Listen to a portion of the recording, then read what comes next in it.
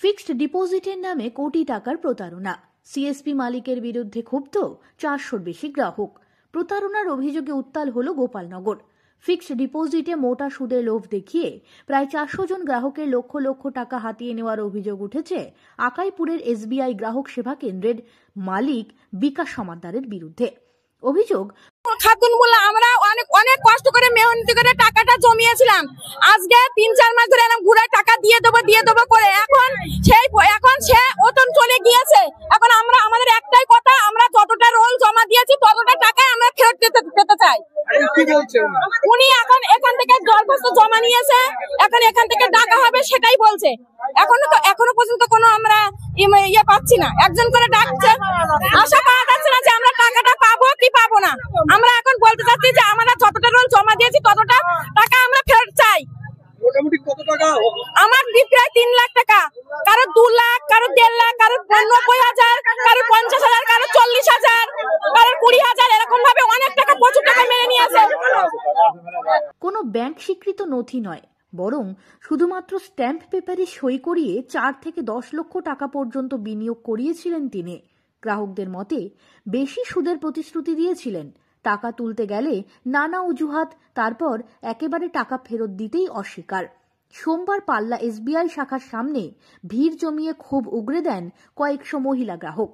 কারো সারা জীবনের সঞ্চয়, কারো মেয়ের বিয়ের টাকা, এক মুহূর্তে যেন উধাও সব।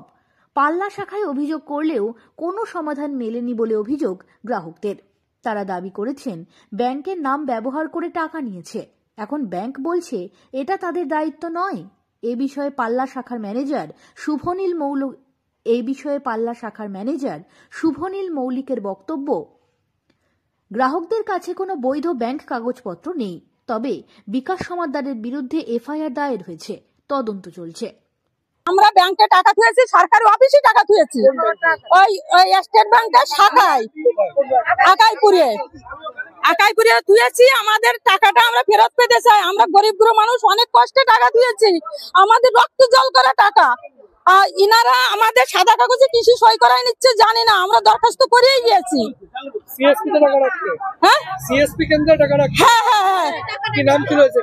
বিকাশ সমাদ্দার এক হাত কেটে বসে রয়েছে, আর ব্যাংক দায়ভার নিচ্ছে না। ব্যাংক বলছে আমরা কিছু জানি না, তোমাকে সবুত দিইনি, আমাদের সবুত দিইনি। এই দেখেন আমাদের যেসব টাকা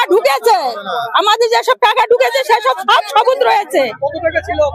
আমার 4,25,000 টাকা নিয়েছে আমার কাছ থেকে। অনেকের সাথে এই যে সবার সঙ্গে কথা বলেন, এই না সবার সঙ্গে কথা বলেন। আমার নাম মায়া বিশ্বাস। এখন বড় প্রশ্ন, গ্রাহকদের টাকা কি ফেরত মিলবে? এত বড় প্রতারণা কিভাবে নজরের বাইরে রইল?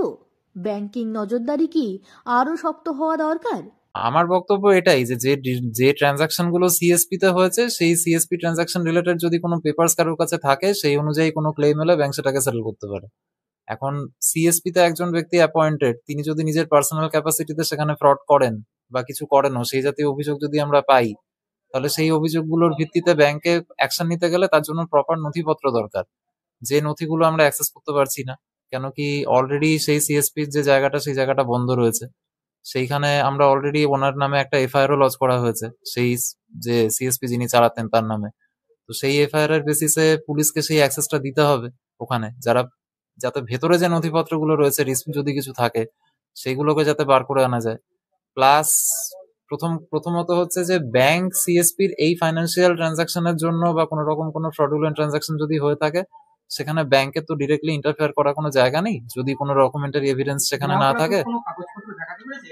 না, গ্রাহকরা কোনো কাগজপত্র দেখাতে পারেনি। গ্রাহকরা যারা আসছেন তারা প্রত্যেকেই একটা স্ট্যাম্প পেপার নিয়ে আসছেন, যে স্ট্যাম্প পেপারের ব্যাংকের কাছে কোনো বৈধতাই নেই।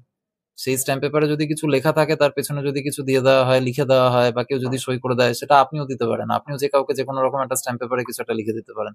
সেই রেসপন্সিবিলিটি তো ব্যাংক নিতে পারে না। কিন্তু ব্যাংক যেটা করছে, ব্যাংক সিএসপির যে অ্যাপয়েন্টিং কমিটি আছে বা যে কোম্পানি আছে, তাদেরকে সেই জিনিসটা জানিয়েছে। এবার সেই ইনফরমেশনের ভিত্তিতে তারা সেইভাবে ইন্টারনালি সেটাকে সেটেল করার চেষ্টা করছে, বা তারা পুলিশকেও, লিগাল অথরিটিকেও জানানো হয়েছে, এখানে ইনভলভ করা হয়েছে। এটাই। আমরা স্টেপ নেবো বলতে আমরা পুলিশ অথরিটিকে ইনভলভ করেছি এই জায়গাতে, যেটা আমাদের করণীয়। কেন কি আমাদের নথিপত্র লাগবে, আমরা যদি সেই ডকুমেন্টারি এভিডেন্স গুলো না পাই তাহলে আমাদের পক্ষে কিছুই করা সম্ভব না। আজকে বাইরে যে কোনো একজন ব্যক্তি যে কোনো একটা প্রিমাইসিসে বসে অনেক কিছুই করতে পারে, কিন্তু সেটার জন্য তো ব্যাংক তার রেসপন্সিবিলিটি নিতে পারবে না, ব্যাংক সেটার জন্য হেল্ড অ্যাকাউন্টেবল হতে পারে না সেইখানে, যদি না সেই ট্রানজাকশন গুলো ব্যাংকিং প্রিমাইসিস এর মধ্যে হয়।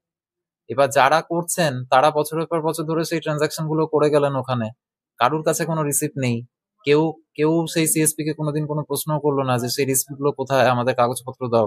আজকে হঠাৎ যখন একটা আনটুয়ার্ড ইনসিডেন্ট ডিসকভার হলো তখন সবারই মনে হচ্ছে যে হ্যাঁ আমাদের সবার সাথে এই জিনিস হয়েছে। এটা তো একদিন দুদিনের ব্যাপার নয়। না, এনার কোনো একটা মেডিকেল কন্ডিশন, ইনি হয়তো ক্যালকাটাতে কোনো হসপিটালে ভর্তি আছেন, যতটুকু আমার কাছে খবর আছে, আমরা ডিরেক্টলি কমিউনিকেট করতে পারিনি। সিএসপি যে কোম্পানি আছে তারা সেই কনভারসেশন গুলো করছে, তারা সেইভাবে চালাচ্ছে। আমি পাল্লা বাজারের ব্রাঞ্চ ম্যানেজার শুভনীল মল্লিক। গ্রামে এখন শুধু একটাই চাহিদা, দোষীদের শাস্তি, গ্রাহকদের টাকা দ্রুত ফেরত। এই ঘটনায় আবারও বড় প্রশ্নের মুখে ব্যাংক। আমার 10 লাখ টাকা জমা করেছি আমি, ফিস করে নাম করে নিতে। তার কাছে যাবো, সে বাড়িই নেই, সে তো হাত কেটে পড়ে রয়েছে, কোথায় এনারা জানে। হ্যাঁ, ব্যাংকে জানাইছি, ব্যাংক বলছে যে ডাকবো সেই সময় আসবা। এখন সাদা কাগজে কিসের সই নিচ্ছে ওনারা, ওনারা কিসের সইটা নিচ্ছে? আমার নাম অন্তপুরা মানিক। এই ঘটনায় আবারও বড় প্রশ্নের মুখে ব্যাংক সংযুক্ত গ্রাহক সেবা কেন্দ্রগুলোর নিরাপত্তা ও স্বচ্ছতা। সব খবর সবার আগে পেতে নজর রাখুন বাংলার গণতন্ত্র, সত্যের পথে, বাংলার সাথে।